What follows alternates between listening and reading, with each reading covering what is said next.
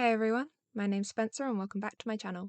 Today I'm going to be showing you my 2022 July setup, and this one is a bit special. Obviously this video isn't being uploaded at my usual time, but that's because I wanted to take the extra time to get it right. Some of you may recognise the characters I've sketched out on this page, and if you do, you're my favourite kind of person and we should add each other on dual links. But for those of you who don't know, these are some of the characters from the series Yu-Gi-Oh by Kasuki Takahashi, also known as Kasuki Takahashi, who sadly passed away on the 4th of July this year. I couldn't really decide what I wanted to do for my July theme, and my usual deadline came and went, and I didn't feel inspired by any of the summer ideas themes that I had. And so my partner reminded me that it is okay to do a theme that's not linked to a particular season, and through other conversations with my partner and friends, I decided to do a Yu-Gi-Oh theme, which I haven't actually seen done before, and it's something I've wanted to do for years. Like ever since I started bullet journaling way back when, I wanted to do a Yu-Gi-Oh theme.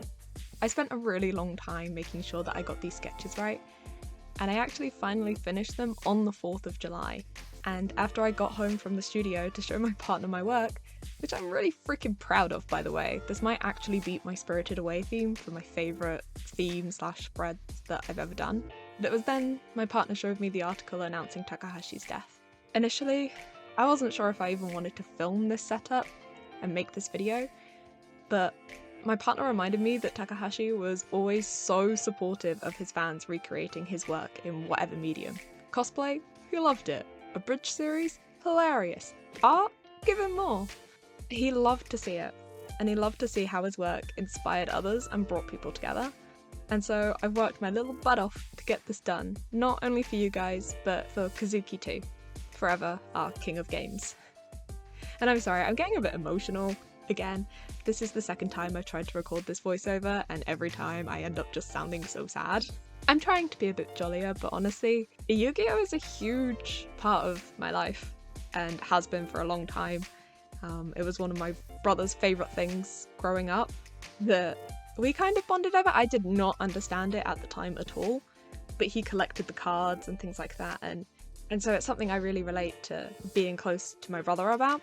But not only that, I think it must have literally just been a few months into our relationship I found out that my partner really liked Yu-Gi-Oh as well. And she got me absolutely obsessed with it, and finally I understood why my brother was so fond of this when we were growing up. Okay, sloppy stuff over, let's get our game on. So I'm starting by drawing this collection of some of the main characters from the series. I decided to focus on the original series, so Yu-Gi-Oh! Duel Monsters, which is like the first 5 series of Yu-Gi-Oh! Except you, Season 3.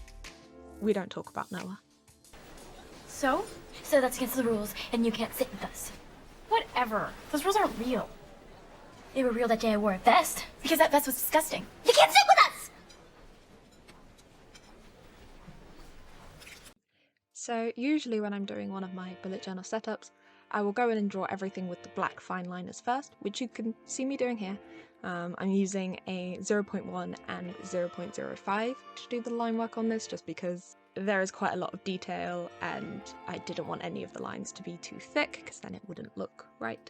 And then I'll go in with markers, other pens to colour whatever it is I've drawn in. I'm doing things a bit differently this month. I am experimenting more. So I picked up these coloured fine liners from my local art shop. I don't have them in front of me right now, but I do believe they are the same as the fine liners that I use. So they are derwent, however you say it, liner pens, and I've got them in red, green, yellow, blue and purple, and I believe they are 0.5 nib as well. I'll put all of the information about them in the description down below.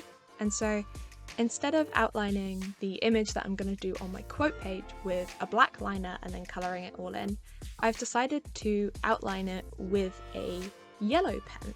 So the image that I'm drawing on my quote page is the phoenix form of Ra, who in the Yu-Gi-Oh universe is one of the Egyptian god cards. So obviously Ra features in ancient Egyptian mythology. He also comes up in he, they. I don't know what pronouns gods use, but we'll go with it. So they also feature in the Yu-Gi-Oh storylines. There are 3 Egyptian god cards. So we have Slifer, the Sky Dragon, Obelisk, the Tormentor, and the Winged Dragon of Ra. Ra is the only one that I actually draw in this setup, and I specifically did the phoenix form under the instruction of my partner because she was saying I would go insane if I tried to do any other form. So this one's a bit more abstract because it's basically fire, but essentially. I tried to avoid using other people's like fan art and such as references for my images. I tried to stick to stuff by Kasuki Takahashi. I didn't want to accidentally rip anyone off with their amazing creations because the Yu-Gi-Oh fandom is insanely talented. So I tried my best. But with the Winged Dragon of Ra, that's really hard to say. I was struggling to find one that worked best for like the size and shape that I needed it to be, so I used this creation by this marvelous person. So I started with Yugi/Atem. How do you explain this? I think maybe I should explain Yugi-oh a little bit. The original series, I'm saying that with air quotes, so Yu-Gi-Oh! Duel Monsters, was about this kid, I'm not sure how old he was. He found an article, which we later learn is called the Millennium Puzzle. He solved it and therefore became possessed-ish. Like in a friendly way, by the spirit of an ancient pharaoh. Don't know that at the beginning. It's all a mystery. And basically they figure out who he is and help him solve his unfinished business and whatnot, in order for him to rest in peace. Throughout pretty much the entire series, we don't know the pharaoh's name, so he's literally referred to as the pharaoh or Yami, which I think is also used for the other spirits that are possessing other characters at times. So you'd have the host and then the Yami. This sounds so strange. Trying to explain Yu-Gi-Oh! I'll look like that guy with all the red threads connecting all the stories. Probably still easier to explain than The Legend of Zelda though, or Five Nights at Freddy's. But yeah, so Yugi is the modern time young boy, and when we see him in the anime and the manga, he's shorter, he has softer eyes. Takahashi did a lot with focusing on eyes, I found, with the characters, in order to sort of tell the difference between them. That and their hair, as to who was kind of, I want to say fronting, I know that's a term that's used with people who have dissociative identity disorder. These characters do not have that. It's literally ancient spirits cohabbing the body. But yeah, that's kind of the only word I can really think of to compare it to.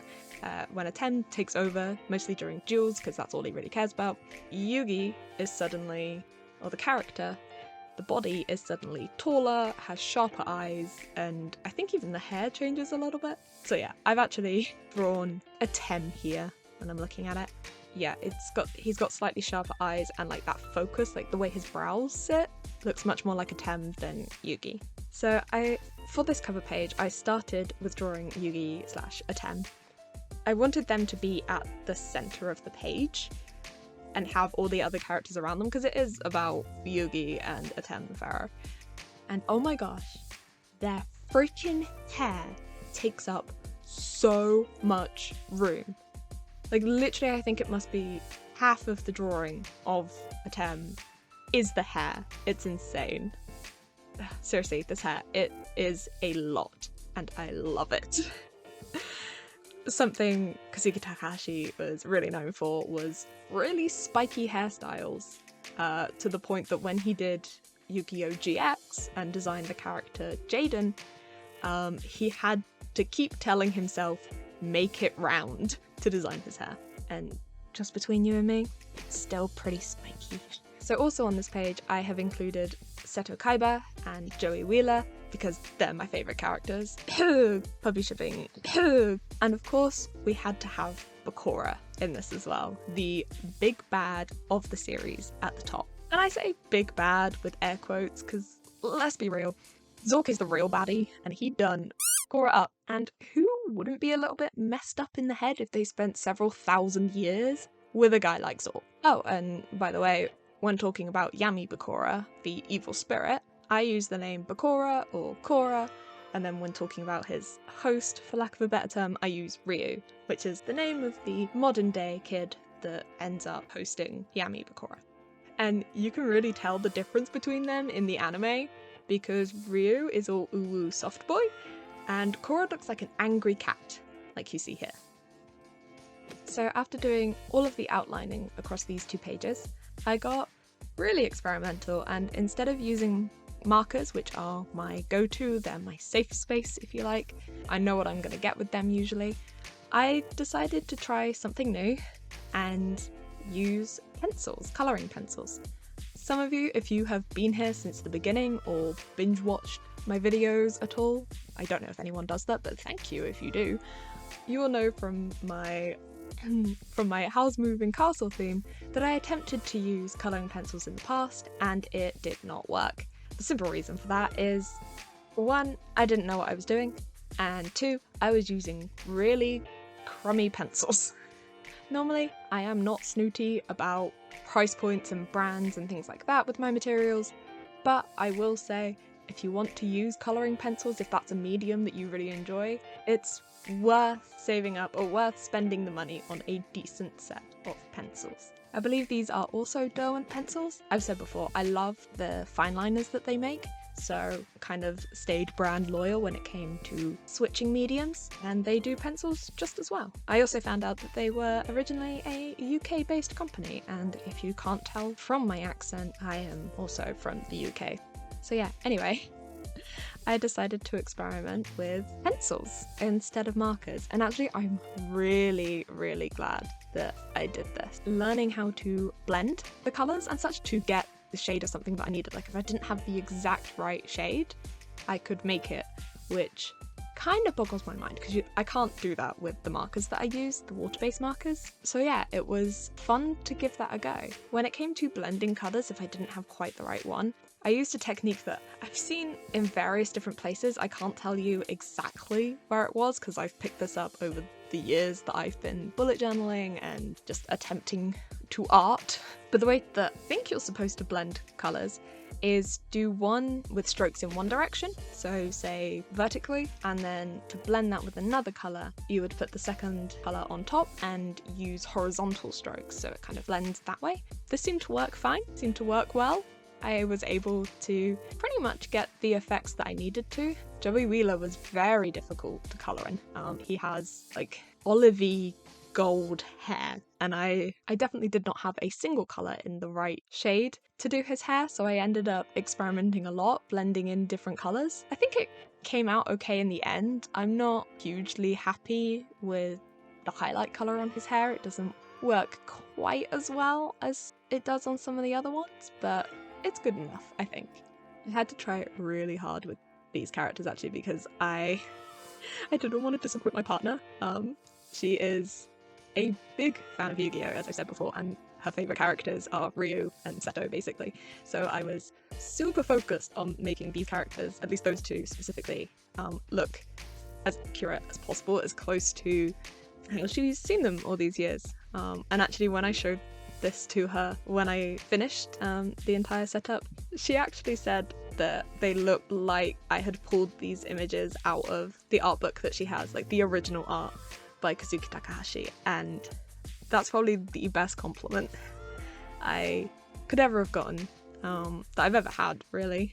So here I'm doing this well-known, well possibly not, but I'm doing this trick that I've seen lots of other bullet journalers do to create straight lines in their journal, and I'm just using some washi tape to create a border so that I can fill the rest in with this gold pen and have a nice crisp line when I peel the washi tape back. As you can see, I started off using this broad nib pen to do it, but I ended up switching to a flat brush and just using the ink from that pen to do it. It just gave a better finish, basically. So then whilst that was drying, I decided to go back to my Phoenix Ra and colour that in. So I started with this bright yellow-orange as the base colour that I could blend the other colours into. So basically everything would start from the yellow and then gradually go into orange or red.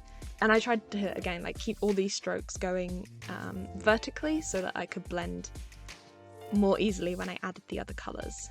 After doing everything with that yellow base, I then had a orange and a red coloured pencil from that same set, and I also had this other red colouring pencil that was a bit brighter than the one that came in the set, just to try and add in some extra tones. I wasn't sure how well it would work because See, it's not the same quality as the others, but I had it on hand just in case. So I started by switching between the orange and the red to bring back that definition of the phoenix's head and face.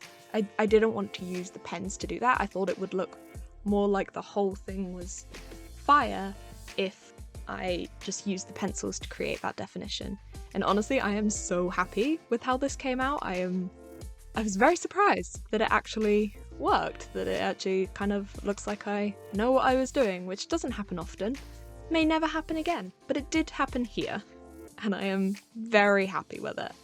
So yeah, I was just keeping an eye on the reference picture that I was using, but also kind of freehanding a lot of it to go with the shapes that I'd actually drawn. And yeah, just switching between orange and red, so using red at the sort of furthest away points from the centre and the head, and using orange as you got closer to it, so it kind of fanned outwards as flames do. I think they do. They're like lighter in the middle and then redder on the outside.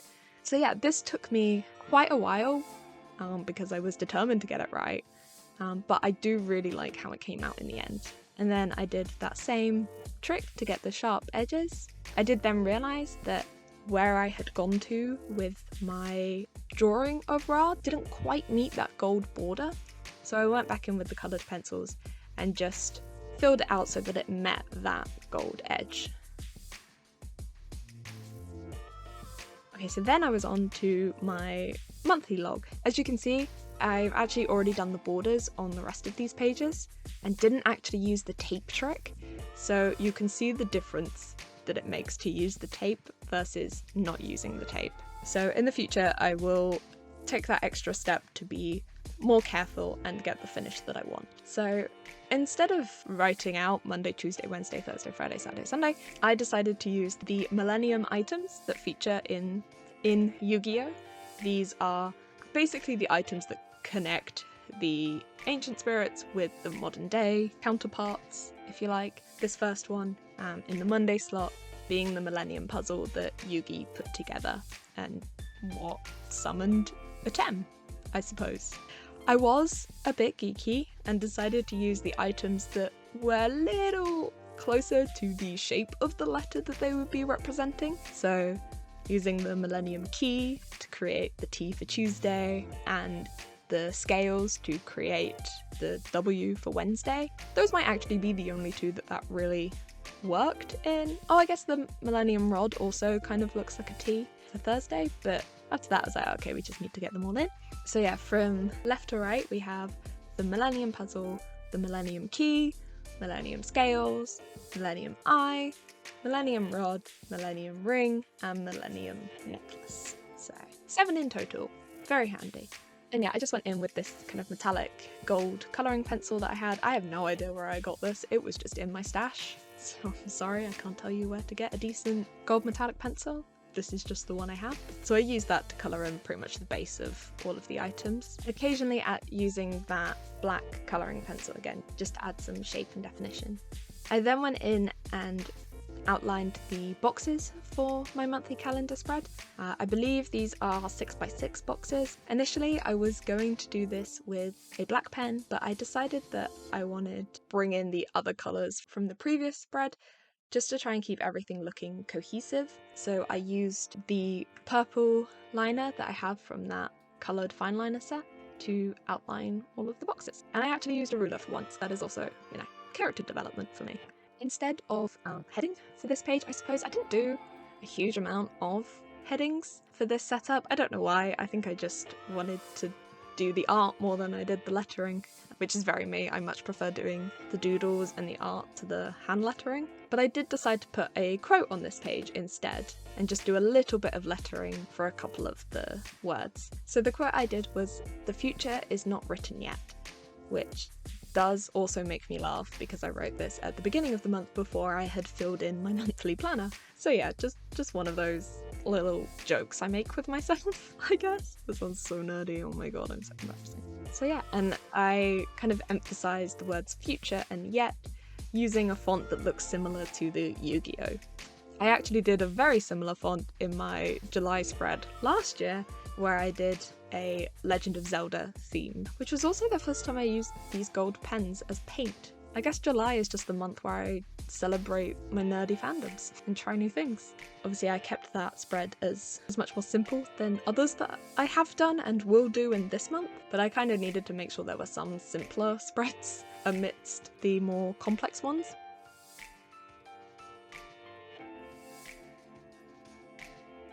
So after doing my monthly calendar, I went on to do my tracker pages. So for my trackers, I track my mood, my pain, and my habits. This month, I decided to play around a bit, and instead of using the word pain, the title life points to describe my pain. So playing around with the fact that when you're playing a game of duel monsters, you have a certain amount of life points, and the goal is to get your opponent to 0 life points before they get you to 0. So yeah, that is the goal of duel monsters. Can't say that I'm particularly good at it, especially when I'm playing against actual people with brains rather than AIs with coding, but still a lot of fun. So yeah, I decided to put that as my pain tracker this time. So any day that I'm feeling really great, I've labelled that part of it will be like, oh yeah, I'm at like 4,000 life points. Or if I'm not feeling so great, but I want to feel better, I think I labelled that one getting my game on, which I know isn't a quote from the Duel Monster series, but GX, but bear with me, I was just having fun. For the past couple months, I've been experimenting with my pain tracker with having morning, afternoon, and evening, and that's really worked. It's really helped me better track how I'm feeling. So rather than coming up with an average from the day, I can literally be like, okay, I was in a lot of pain in the morning, but I took pain meds, I felt better in the afternoon, but it got worse in the evening again. Or I woke up feeling great and I stayed great all day, like that kind of thing. So that's been really helpful. So I thought it would actually be helpful to do the same thing for my mood. And now that I've been using this for a while, because it's now the 20th of July, should really be working on my August setup, I can say this has also really worked really well.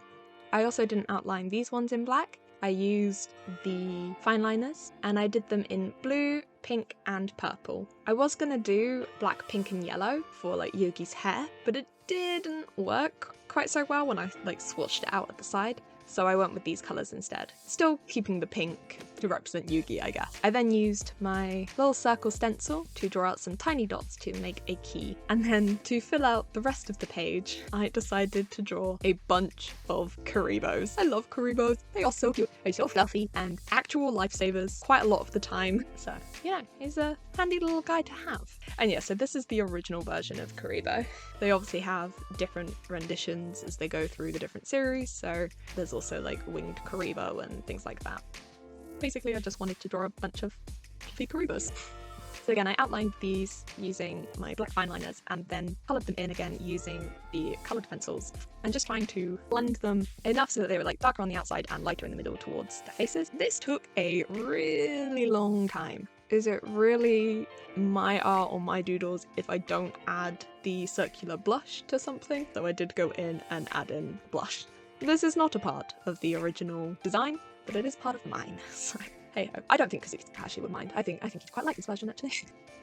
For my habit tracker, I really wanted to do a bunch of Yu-Gi-Oh cards, Duel Monster cards, as the habit tracker, but I wanted them to look like dropped cards, so like a pile of cards rather than neatly in a row, if that makes sense. But I had tried something similar to this in my November setup last year, where I did the patches for Sally's dress as my habit trackers, and some of those were off at an angle, which was fine, but it meant I had to basically freehand the calendar boxes, and I was a little annoyed because I couldn't get them to look uniform. So this time around I decided to make a template. So I used some dot grid paper that I have in like a little notepad. So I used that to create the actual card and then sketch out what each section would be, obviously mimicking the traditional Yu-Gi-Oh card, which has the name of the monster or spell, and then a picture of the monster or spell or trap, whatever it is, and then a little description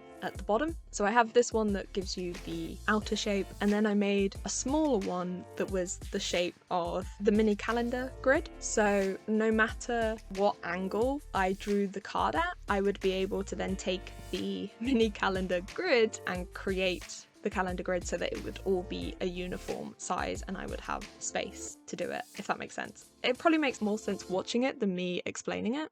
But yeah, that's what I did. For the title, again, just that serif font, where I did have to try and draw the letter S. If you are a long-time viewer of this channel or tuned in to any of my weekly live stream setups, you all know that me and the letter S do not get on every time I have to draw it now. I have to take a moment. And then behind the cards that were representing my trackers, I just drew some other cards that were face down, so you saw the back of the cards there. As if someone had found this pile and, you know, flipped over a few just to see what they were. I did learn something whilst doing this, and that is that my fineliners didn't like to write over the coloured pencils. So where I've got space for the key, just above the title habits, it was really hard to write on there. Luckily I don't need a key necessarily, but it is helpful for me to have if something with that habit was outside the norm. So normally, you know, it's like kind of cross off if you did it, leave a blank if you didn't. I struggled with that because I would miss some days of recording it and then not be sure, oh, okay, did I not do the habit or did I just not record the habit? So this way, when I go back, I can be like, okay, it's not recorded here, but I know that on Tuesday I finished an art piece, so I did my creative thing, so I can cross that off, if that makes sense. Like I can cross-reference it back to the to-do lists and notes part of my journal. So the little circles that I'm drawing here, they actually do have little stars in them as well, but it's really hard to see that. I possibly should have just kept them as little circles. But yeah, these on a Yu-Gi-Oh card would represent the level of the monster. So sort of the higher the level, the stronger it is, the more things you have to sacrifice to be able to summon that monster to the field.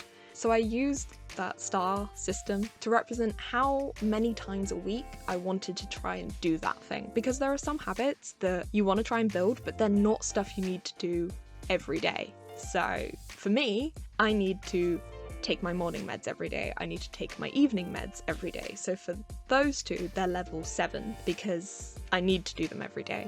Whereas there are others like working out / exercise or reading or writing that I don't need to do every day, but I want to build them up as a habit. So I've told myself I can do those, you know, like 3-4 times a week, that sort of thing. At this point, I hadn't decided what habits I was tracking, so most of them have just 3 on them to give me like that space. When it came to colouring cards in, this was a little bit more difficult than the others because the cards themselves, the design of them, the only way I can describe it is like badly mixed paint, but in a good way.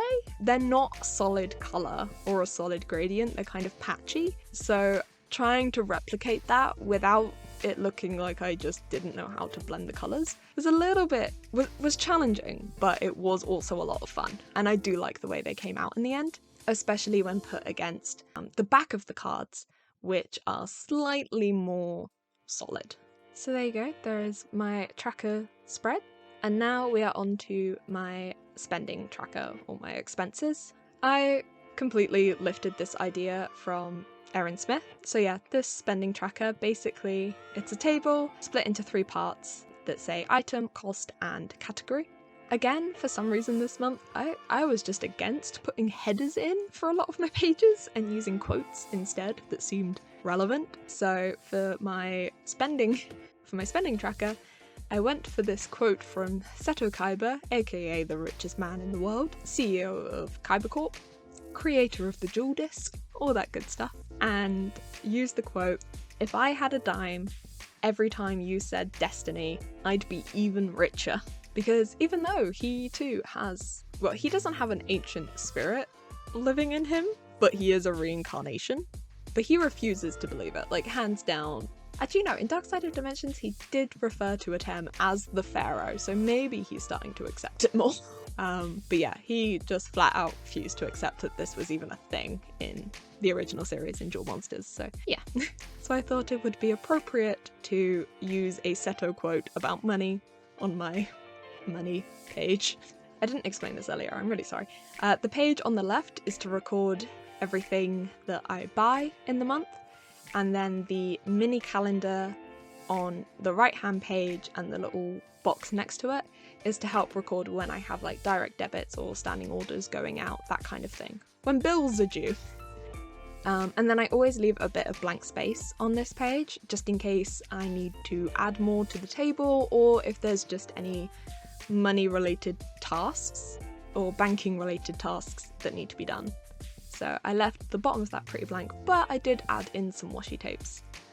I realised I haven't done a proper brain dump in this setup, which, coming into like sort of the middle of the month, I am regretting a little bit, but I built in bigger notes sections for my weeklies, so you know, I did still give myself the space for it, but I don't know, I will definitely go back to having a dedicated brain dump / notes page, I think. But for now, this page is my projects page. I'm just using this page to basically track the projects that I'm working on. So I split it into 4 boxes, kind of to also stop myself from taking on more projects. Like, this is all you can do, okay, these are your focus ones. I color coded these as well, so when I write about these in my weekly pages, they'll be in the colour of the project they're associated with.